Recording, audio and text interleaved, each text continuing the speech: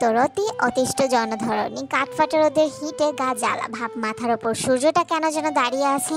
সময় ঠিক তখন দুপুরের ঘরে, ঘড়ির কাঁটায় একটা 13 মিনিট মাত্র। ক্লাস শেষ করে কলেজের মাঠে নামলো 5টা বান্ধবী, জিমিনা, সানা, মিনা, সুজি। কিন্তু এর মাঝ থেকে দল থেকে সুজি কোথাও দৌড়ে যেতে নাই। রে সুজি, কোথায় যাচ্ছিস তুই? জানু 2 মিনিট অপেক্ষা কর, আমি 5 মিনিটের মধ্যে আসছি। দেখ, তোকে রেখে চলে যাব কিন্তু আমরা। তোকে দাঁড়াতে কে বলেছে শাকচুন্নি? তুই চলে যা, আমার জানু থাকলেই হবে। তুই জানো you waiting, I am coming, 2 minute. এরকম ভুলভাল ইংলিশ শুনে সবাই হাসলো। চঞ্চল সুজি চাঞ্চলতা নিয়ে সবার ধারণা বিগত দিনে খুব ভালো করে হয়ে গেছে। সেদিন সুজির জীবন বাঁচানোর পর থেকে সুজির জন্য আরেকটা গুরুত্বপূর্ণ বিষয় হয়ে দাঁড়িয়ে গেছে। ওদের সবাইকে হতাশায় ফেলে কাঠফাটা রোদের মধ্যে সুজি দৌড়ে ক্যান্টিনের দিকে চলে যায়। এরপর ওরা করিডোরে গিয়ে দাঁড়ায়। 2-1 মিনিটের মধ্যে সুজি চলে আসে দু হাতে কোন আইসক্রিম নিয়ে দৌড়ে দৌড়ে। কি রে, তুই আইসক্রিমের জন্য এইভাবে দৌড়াচ্ছিলি? তো কি করব, আমার জানোর গরম লাগছে, ওকে একটা আইসক্রিম খাওয়াবো না? সুজি এবার জিমিনের দিকে আইসক্রিম এগিয়ে দিয়ে অবশিষ্ট আইসক্রিম নিজে খেতে থাকে। ওদিকে সানা, মিনা কারোর জন্য সে আইসক্রিম আনেনি।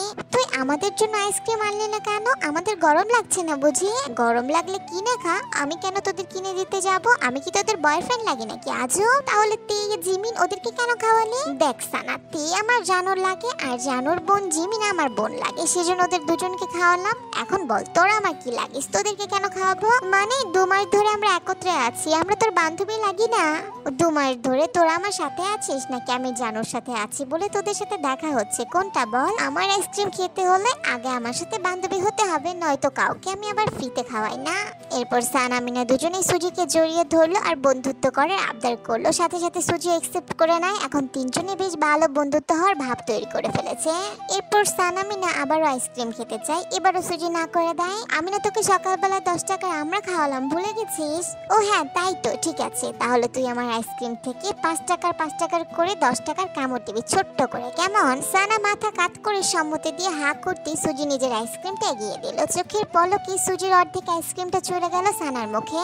সুজি বোকা বনে গেল। ওদিকে জিমিনা উচ্চস্বরে হাসতে থাকে। সুজি এবার আইসক্রিমটা মিনার হাতে দিয়ে দেয়। মিনা, তুই আইসক্রিমটা ধর তো, আজকে ওই সানার পেট থেকে আইসক্রিম বের করেই ছাড়বো। শিয়ালের কাছে মুরগি জমা দেওয়ার মতন মিনার কাছে সুজির আইসক্রিম জমা দেওয়াটা একই কাজ হয়ে গেল। মিনা সেই ফাঁকে বাকি আইসক্রিমটুকু মুখে নিয়ে চিবোতে শুরু করলো। সানা মিনার কাছে সুজি একটু মন খারাপ করে নেয়। এরপর সানা মিনা দৌড়ে এসে কেউ জড়িয়ে ধরে আর সরি বলে। দুষ্টুমিতে মেতে থাকা 5 বান্ধবীর বেনি সুতার মতো সম্পর্কটা যেন চোখে লাগার মতো শক্ত হলো। কিছুক্ষণ আড্ডা দেওয়ার পর সানা মিনার সেখান থেকে চলে যায়। বাকি রইল জিমিনা আর সুজি। তিনজনই রাস্তার পাশে দাঁড়িয়ে আছে রিক্সার জন্য। তখনই কয়েকটা ছেলে এসে থেকে সালাম দিয়ে নেয়। ভাবি, আমাদের সাথে চলুন, জাঙ্কুক ভাইয়ের আব্বা এসেছেন আপনার সাথে দেখা করার জন্য, চলুন ভাবি। জাঙ্কুকের আব্বা মানে তের শ্বশুর মশাই। তে যতটুকু জেনেছি, তে আর জাঙ্কুকের বিয়ের খবরটা সে জানে, কিন্তু হঠাৎ করে এভাবে ডেকে পাঠানোর কারণ কি? তের মনে ভয় সৃষ্টি হলো। তের মনে হলো তিনি নিশ্চয়ই থেকে বলবে যেন জাঙ্কুকের জীবন থেকে সরে যায়। তারা বড় লোক, তেরা গরিব, এই জন্য জাঙ্কুকের সাথে তাকে মানাবে না, এসব কিছু বলবে। সত্যি আপনার ভাইয়ের আব্বু এসেছেন, মানে আমার শ্বশুর মশাই? ছেলেগুলো মাথা নাড়লো। তে ভয়ে আমতা আমতা করলো। হুট করে জাঙ্কুকের বাবার সাথে দেখা করাটা তের মনে ভীতিকর লাগলো। এমনিতে জাঙ্কুক তের সাথে কথা বলছে না, তারপর ওর বাবা ভয়ার্থতে মাথা নাড়িয়ে হাঁটলো ছেলেদের পেছন। ধীর পায়ের গতি আর হাসফাস ভঙ্গি করছে তে। এই মুহূর্তে কতটা সিটিয়ে আছে জাঙ্কুকের বাবার উপস্থিতি নিয়ে এসে। তে দেখলো রাস্তার উপরে মার্সিডিজ দাঁড়িয়ে আছে। সেখান থেকে বেরিয়ে আসলো মধ্যবয়স্ক কিম নামজুন খান। ঠিক আগের মতো সাদা পাঞ্জাবি পায়জামা জড়িয়ে, মুখে ওয়ান টাইমের মাস্ক, হয়তো বর্তমান মন্ত্রী হওয়ার জনমুখী হতে বাঁচতে মাস্ক পরেছেন তিনি।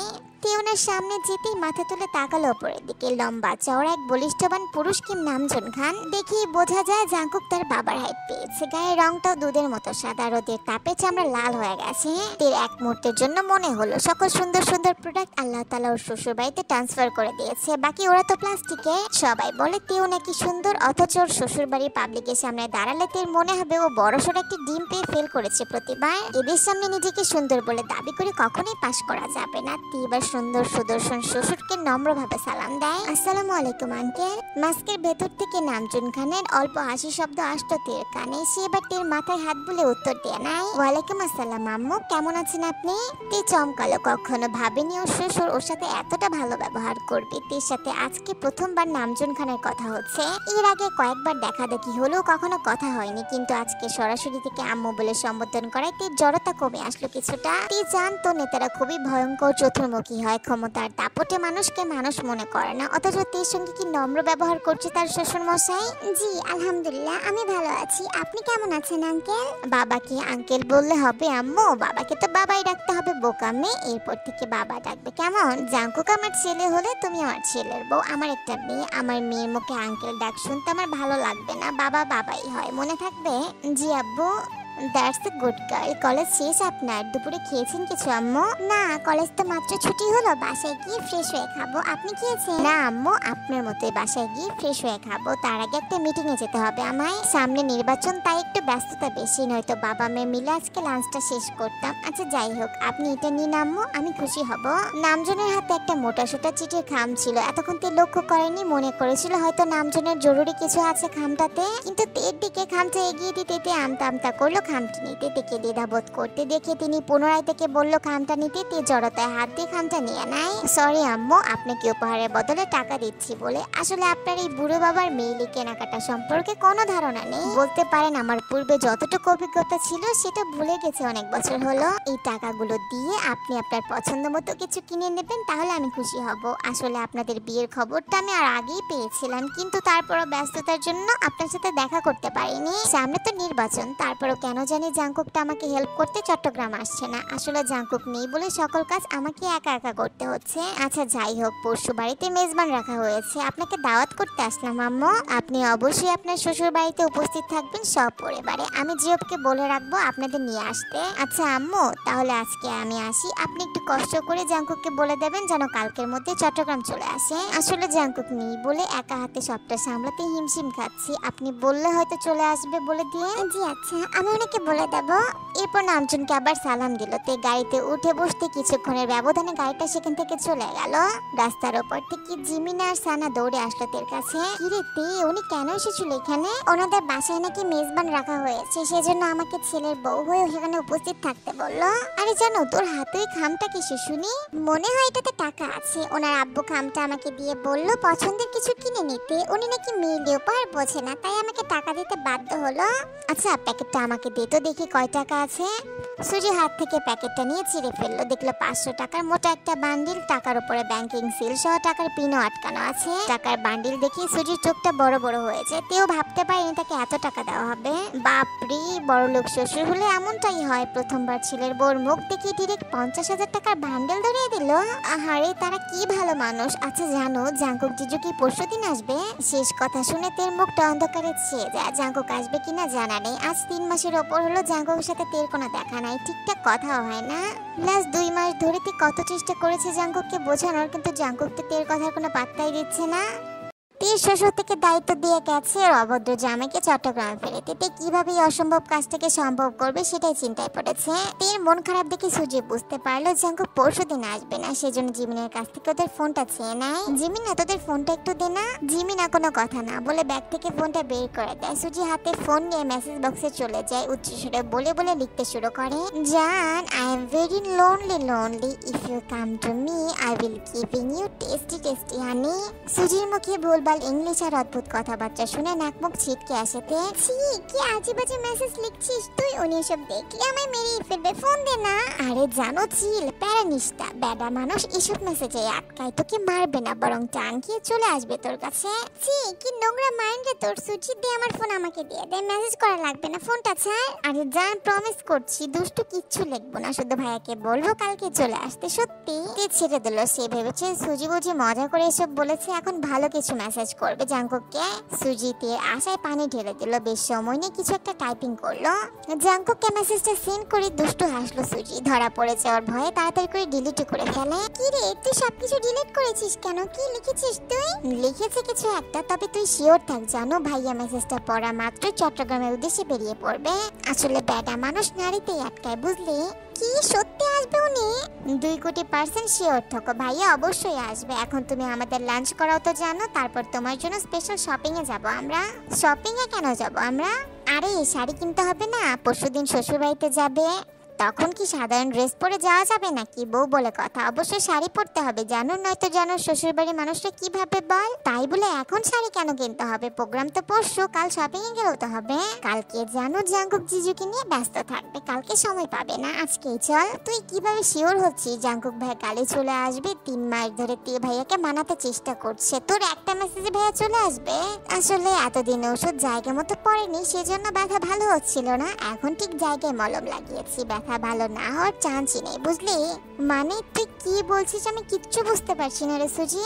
আরে চল তো, মানেটা কালকেই টের পাবে, এখন চল। সুজি জাঙ্কুকে কি এমন মেসেজ করলো যা শুনে চট্টগ্রামে সে তাড়াতাড়ি চলে আসবে তুই জানে না, আর জানতেও চায় না। তুই এই মুহূর্তে শুধু জাঙ্কুকে চায়, সেটা যেভাবেই হোক। এত অপেক্ষাও যেন তোর কাছে এখন বিষাক্ত লাগছে। একটা পরন্ত বিকেল, সময় 5:40 ঘরে মাত্র কোচিং ক্লাস শেষ করে বাসায় ফিরেছে তেজিমিন আর সুজি।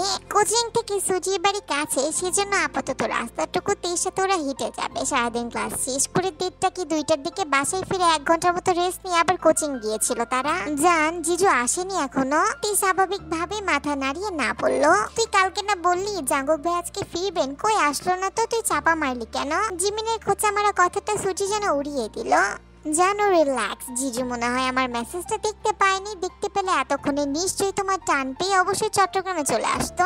আচ্ছা সুজি তুই আমাকে বলতো ভাইয়া কি কালকে তুই কি এমন মেসেজ করেছিলি যেটা টান খেয়েছে সরাসরি তোর কাছে চলে আসবে? হ্যাঁ ছিল কিছু একটা, কিন্তু তোকে কেন বলবো?